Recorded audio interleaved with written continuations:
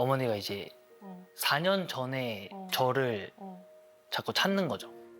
아, 헤어졌던 시점에 말 잘 듣는 아들을 잃어버렸다고.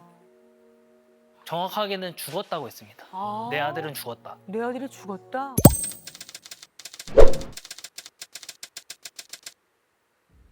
셋이 같이 살기 시작했을 때부터 저를 왕따 시켰다고 생각하거든요. 엄마랑 누나랑 거실에서 제 얘기를 하는 게 들려요. 쟤는 원래 저부터 성격 이상하다. 제가 볶음 자기 하고 싶은데 자기가 정한 법 그대로. 그러니까 넌 지금 내 집에 있으니까 내가 말하는 걸 따라. 하기 싫으면 나가. 시험을 보고 그걸 떨어지고 좀 힘든데 얘기할 데가 없잖아요. 진짜 조그마한 힘든 걸 얘기를 해도 뭐 들어주질 않는데 대화가 통하다 싶다가도 마무리는 이제 항상 서로를 이해를 못하니까 이게 너무 답답한 거예요. 너무 힘든데도 의지할 사람이 없는 게 더 힘든 거예요. 그러네. 네, 서울에서 온 정영진이라고 합니다. 네, 어머니시고요. 김현준이라고 합니다. 아, 네네. 네. 집안의 왕따, 이게 무슨 뜻일까요? 저 혼자 그 가족 테두리 안에 좀 겉도는 느낌? 그러니까 저 혼자만 의지할 데가 없는 것처럼 느껴질 때가 많아서. 네. 왜냐면 이제 어머니랑 누나랑은 이제 서로 의지를 하고 이렇게 대화가 잘 통하는 것처럼 보이는데 저는 이제 제 고민이나 힘든 일 이런 거나 뭐 기쁜 일이든 그런 거를 좀 가족한테 말하고 싶은데 네. 그런 게 아예 안 되다 보니까 이제 혼자 좀 삭힐 때가 좀 많거든요. 삭힐 때가 많다. 엄마하고 누나는 서로 공유하는 아주 친밀한 대화가 있는데 나는 내 어머니하고도 내 누나하고도 그렇게 친밀한 관계로 느껴지지 않고 그래서 나는 외롭다. 이 말씀을 지금 하시는 거죠. 그러면 평소에도 엄마가 누나한테 개인적으로 연락하고 나에게는 연락하지 않고 혹시 이런 일종의 차별과도 같은 현상 같은 게 있나요? 싸우지 않았을 때는 이렇게 다른 평범한 집들처럼 그렇게 연락하고 하는데 네. 조금만 말다툼이 있으면은 이제 저는 거기서 아예 제외가 되는 거죠. 구체적으로 얘기를 제외된다? 아, 그 얘기는 우리 간의 관계가 좋지 않은 순간에 어머니는 내 누나에게 이 모든 상황을 얘기하거나 그래서 한편이 되는 그래서 정서적으로 교류가 되는데 나는 그냥 여전히 적대적 관계로 홀로 남겨져 있다. 이런 말씀이실까요? 맞습니다. 이런 일이 좀 잦나요? 항상 그러는 것 같아요. 아. 영상에서 보니까 네네네네네. 엄마와 누나 같이 살기 시작했다라고 맞아요. 말씀을 같이 살기 하시더라고요. 시작했다 그랬어. 부모님이 이혼을 하셔가지고 이제 이혼하시는 과정에서 네네. 누나랑 저랑 아버지랑 이제 할머니 댁에 친할머니 댁에 들어가서 4년 동안 살았었습니다. 4년이요. 아, 4년. 저는 연락을 안 하고 이제 누나만 연락을 했던 걸로 알고 있습니다. 아, 4년 동안 연락을 안 했어요? 저랑은 안 했어요. 누나는 그러면 엄마 연락처를 알아서 서로 소통을 했다는 얘기인데 아들에게는 엄마 연락처를 안 알려준 거예요? 아무도? 연락처를 혹시 몰랐나요? 네, 몰랐습니다. 아유. 진짜? 제가 기억하고 알고 있는 거랑 네. 아들이 기억하고 있는 게 이게 좀 이 부분이 좀 많이 다른 게 있어요. 네. 저희가 이제 그 상황은 4년 동안 할머니랑 같이 사는 게 맞아요. 네. 근데 이제 저도 갑자기 이제 헤어지다 보니까 경제적인 부분이나 이런 것들 때문에 아이들을 데리고 올 수 있는 상황이 아니어서 네. 뭐 혼자서 어떻게 뭘 해놔야지 뭐 애들을 같이 데리고 올 수 있는 상황이 되잖아요. 네. 이제 근데 한 6개월쯤 지나고 나니까 그래도 이렇게 해가지고는 좀 안 될 것 같아서 네네. 가끔씩 만나서 셋이 밥도 먹고 했어요. 네. 딸이랑 딸이랑. 아들이랑 셋이죠. 네. 만났는데? 네, 그랬었어요. 근데 저는 그랬었는데 이제 아들 기억 속에는 4년 동안 연락을 안 했다고 이렇게 알고 있더라고요. 서로 기억이 다르네요. 네. 일단. 네. 어머. 같이 살기 시작하면서 어머니가 이제 어. 4년 전에 어. 저를 어. 자꾸 찾는 거죠.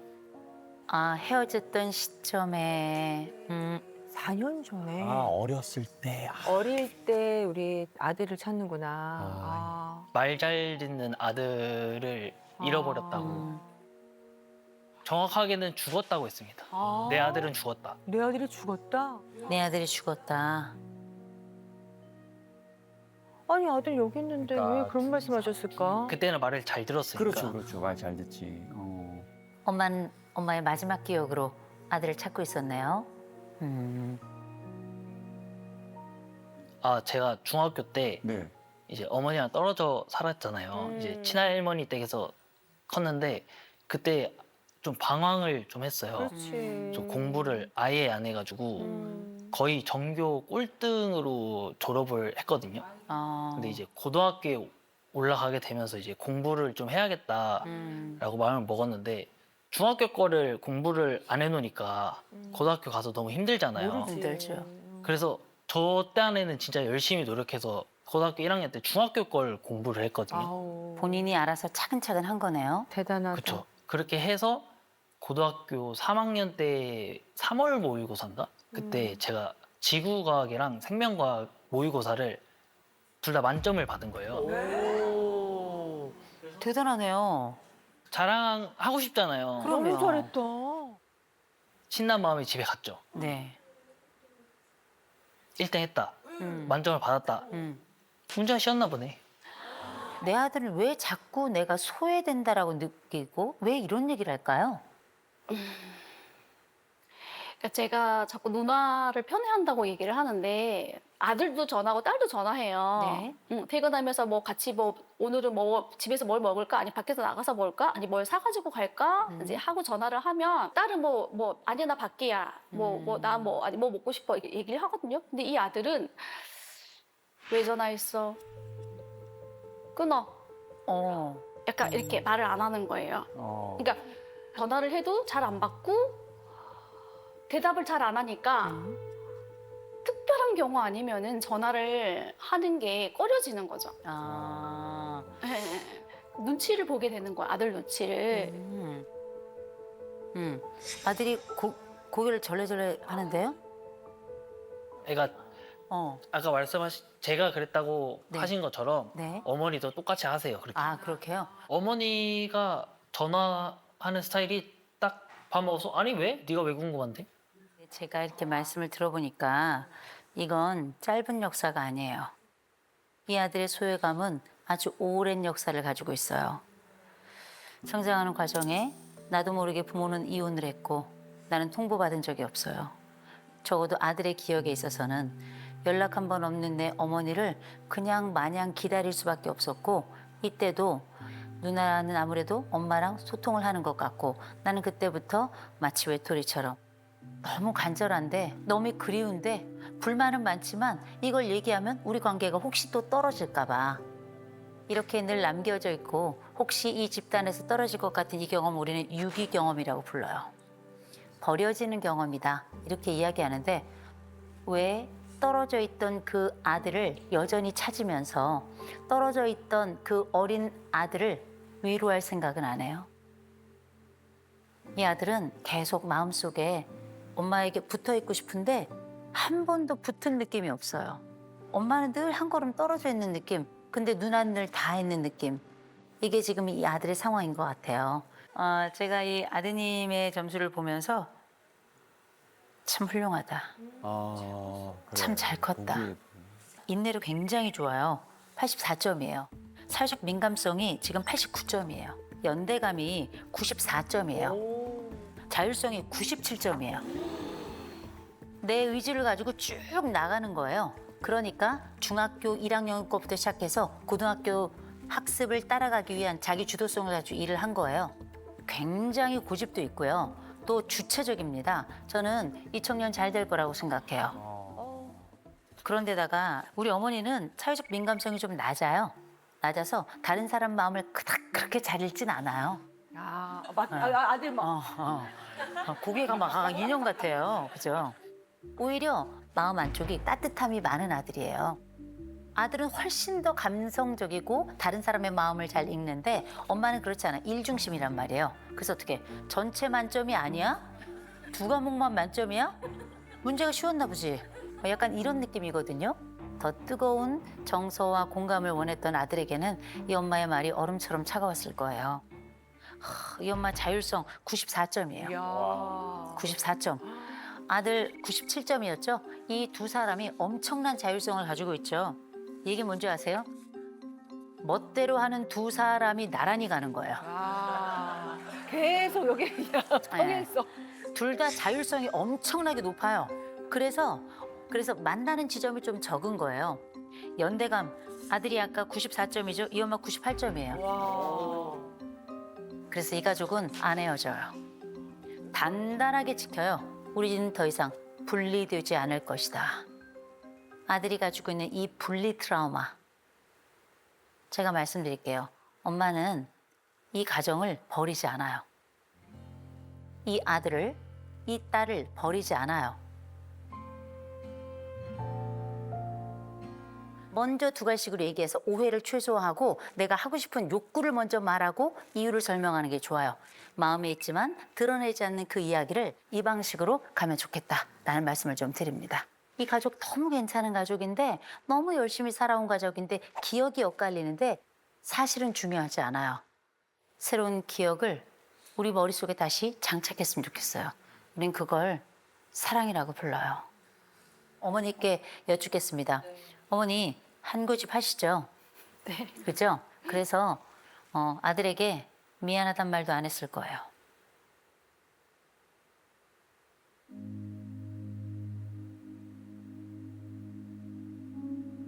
그래서 한 번은 어머니께서 말씀해 주셔야 될 것 같아요. 그때 엄마가 네가 혼자 있게 해서 연락을 하지 않아서 미안하다.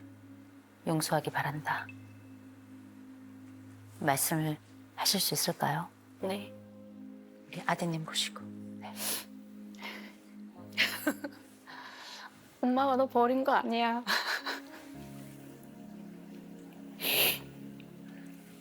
미안해. 어떻게 해서 데리러 오려고 노력하고 있었어.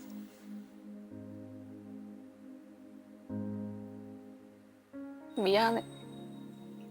그리고 계속 내내 미안해 하고 있었어. 미안.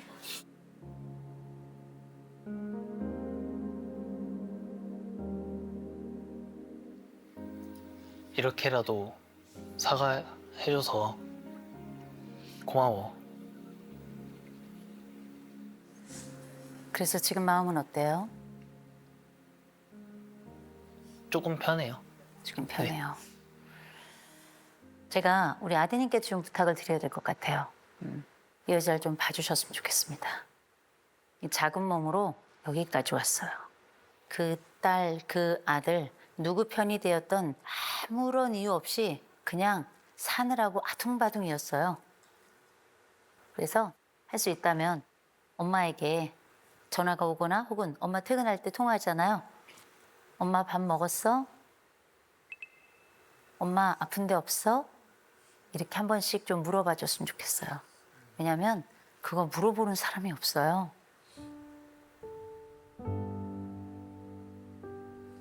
서로의 마음을 전하는 대화로 이어지지 않을까 싶습니다. 네. 제가 알고 있는 한 친구가 굉장히 성실하고 제가 아주 정말 대단히 존경하는 친구입니다. 그런데 어렸을 때 너무너무 홀대를 받았어요. 오빠가 자기를 때리고 남동생이 자기를 때리고 엄마가 자기를 때리고 아버지가 자기를 때리고 아무것도 대주지 않고 결국은 학비도 대주지 않아서 이 친구가 고등학교 때 이제 집을 나왔어요. 아유. 그런데 이 집을 나와서 스스로 그때 당시에 쫄면집에서 아르바이트를 하면 시간당 350원이었습니다. 그걸 모으고 모아서 본인이 검정고시를 보고 그리고 이제 방통대학교를 가서 다 졸업을 하고요. 그렇게 자기만의 결혼을 하고 나아가는데 이 어머니하고 나중에 다시 만나게 됐어요. 그리고 그 형제들도 만나게 됐죠. 그 어머니가 누워서 소대변을 이렇게 옆에서 치워드려야 되는 상황인데 그 오랫동안 사랑받았던 아들들, 며느리들 하나도 찾아오지 않고 이 딸, 버려진 딸이 가서 엄마의 소대변을 치워요. 그리고 이 어머니의 생일 때마다 이 딸이 가서 다 이거저거 합니다. 준비해 놓으면 나머지 떵떵거리고 살았던 그 형제들이 와가지고 그 밥 먹고 설거지도 안 하고 그냥 가요. 아유, 와. 그런데 이 친구가 기쁘대요. 기쁘대요. 왜? 엄마가 자기를 딸로 봐줬어. 와. 내가 딸이니까 엄마의 이 소대변도 치울 수 있는 거잖아. 대단하다. 제가 정말 고통스러웠던 얘기는 뭐냐면 이 어머니가 작년에 돌아가셨는데 유언장을 쓰셨거든요. 이 딸에게 아무것도 남기지 않았어요.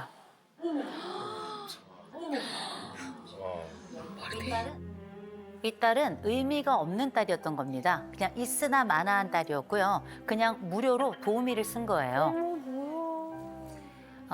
근데 참 슬프게도 이 딸은 얘기하더라고요. 그래도 내가 딸 노릇했다고. 이 비극적인 이야기 안에는 이 인정을 받고 소속을 갖고 싶었던 이 한 여인의 처절한 스토리가 들어있는 거죠. 어떤 것을 해야지만 인정을 받는다고 느끼는 것, 어떤 역할을 충분히 하지 않으면 나는 인정받지 못한다 생각한다면 이건 여러분들이 인정 중독으로 들어가기 직전이거나 이미 들어가 있다. 이렇게 생각하셔야 될 것 같고요. 자, 그러면 내 인정 욕구는 어느 정도일까? 여러분들께 몇 가지 검사 문항을 통해서 여러분의 자존감이 지금 건강한 상태인지 아니면 좀 과도한 상태인지에 대한 기준을 한번 살펴보도록 하겠습니다. 타인이 네. 나를 어? 어떻게 생각하는지 자주 생각한다. 아, 타인이 나를 어떻게 생각한다. 자, 두 번째.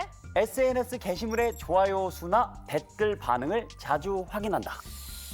빨리 접어요. 다들 본다고 좋습니다. 그러고. 네, 저도 줘봐요. 자. 상대가 나를 싫어할 것 같아서 노라고 말하기 어렵다. 한국 사람들 정말 많습니다. 이거 약간 그렇지 않아요? 자, 접으셔야 돼요. 그럴 수 있어요. 칭찬을 들으면 굉장히 불편하다. 이것도 좀 있으신 것 같기도 해요. 어쩔 줄 몰라 하는 거 어쩔 줄 있죠. 몰라 하시는 분도 있어. 칭찬해도 절대 아니라고 얘기하는 분들. 있어요. 아, 이거 애매한데. 약간 애매한데. 이거 점인데 이거. 한 2개 정도? 손가락 접은 게 3개 이하, 그 3개까지는 건강한 자존감이에요. 건강한 자존감. 그래서 내가 인정받는 건 기쁘지만 그게 꼭 필수는 아니야. 이렇게 생각하시는 분들이고요. 네. 그다음에 이 4개에서 6개, 네. 4개에서 6개 사이는 중간 정도인데 이런 경우는 특수한 상황에서만 자존감이 떨어져요. 그래서 이를테면 우리가 직장에서 아니면 SNS 상에서만 이렇게 특정한 상황 속에서만 이런 불편감이나 이런 자존감이 떨어지는 것 같은 느낌이 있는 아, 나 중간이다. 7개 이상이다 하는 분들이 의외로 계셨는데 네. 이건 칭찬 중독 수준입니다. 칭찬 중독 수준입니다. 이 소리 들으셨죠? 오늘 세상에 손가락이 지금 10개를 다 했죠. 그중에서도 8개 이상이다 하시는 분들은 한 번쯤은 상담센터를 좀 찾아가셨으면 좋겠어요. 그래서 혹시 나의 이런 강한 칭찬에 대한 욕구가 때로는 나를 엉뚱한 선택, 내가 원치 않는 선택을 하게 하는 건 아닌가, 나답지 못하게 살아가는 건 아닌가에 대해서 한 번쯤 점검해보는 기회를 가지면 좋겠다. 이 말씀을 좀 드리고요.